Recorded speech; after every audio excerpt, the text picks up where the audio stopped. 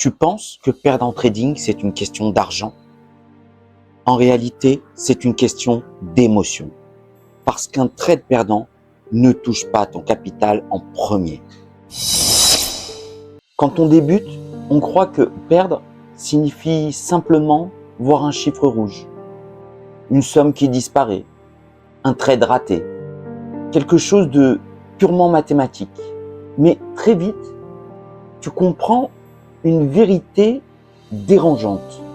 La perte n'est jamais seulement financière, parce qu'un trade perdant ne touche pas ton capital en premier, il touche ton ego. Il y a à ce moment précis, celui où le prix frappe ton stop, un silence. L'écran ne crie pas, le marché ne te juge pas.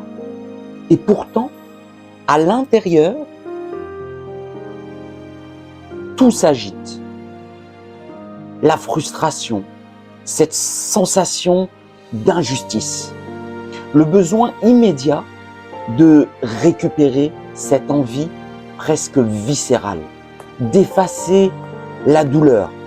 Et c'est exactement là que commence la vraie épreuve du trading. Parce que perdre en trading, ce n'est pas perdre de l'argent. C'est perdre une illusion de contrôle. Chaque perte vient fissurer quelque chose. L'illusion d'avoir compris, l'illusion d'avoir maîtrisé, l'illusion d'avoir eu raison. Il y a des jours où tu encaisses calmement. Et il y a ces autres journées, celles où une perte te suit, où elle reste accrochée à toi, comme un bruit de fond permanent. Tu regardes d'autres setups, mais ton esprit n'est plus sur le marché. Il est sur ce que tu viens de ressentir. Parce qu'une perte active quelque chose de profondément humain. La peur d'être incompétent, d'être mauvais. La peur de se tromper encore. Cette peur silencieuse de ne pas être à la hauteur. Le marché ne fait qu'un mouvement, mais toi, tu vis une tempête invisible, une bataille que personne ne voit en vérité. Il y a ces instants où tu hésites à reprendre une position, non pas parce que le setup est mauvais, mais parce que ta confiance vient d'être touchée. Et c'est une réalité que peu acceptent vraiment. Parce qu'une perte n'est jamais neutre psychologiquement. Elle ébranle, elle fatigue, elle use. Elle teste ta capacité à rester rationnel quand tout en toi veut réagir. Parce qu'après une perte, le véritable danger n'est pas le marché. Et je l'ai dit maintes et maintes fois, c'est ton état émotionnel. Cette impulsion de revenge trade, cette envie de forcer une opportunité, cette voix intérieure qui murmure, récupère. Mais le trading ne récompense pas l'émotion.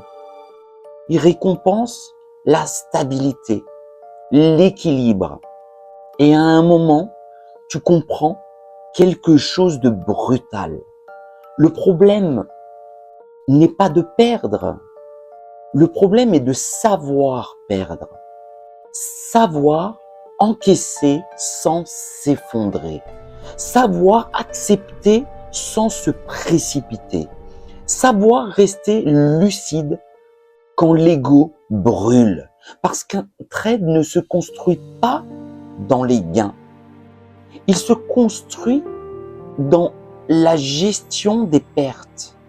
Dans ces moments silencieux où personne ne voit ton combat intérieur, où chaque décision devient une preuve de discipline, et à force d'accepter cette réalité, quelque chose finit par changer.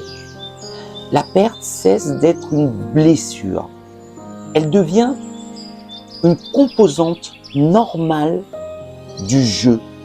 L'émotion diminue, la réaction ralentit, la lucidité reprend sa place. Et peut-être que toi aussi, tu ressens encore cette tension après un trade perdant. Alors, retiens ceci. Perdre n'est pas un échec.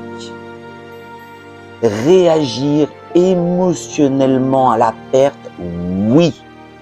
Parce qu'en trading, la survie ne dépend pas de ta capacité à gagner, mais de ta capacité à rester stable quand tu perds.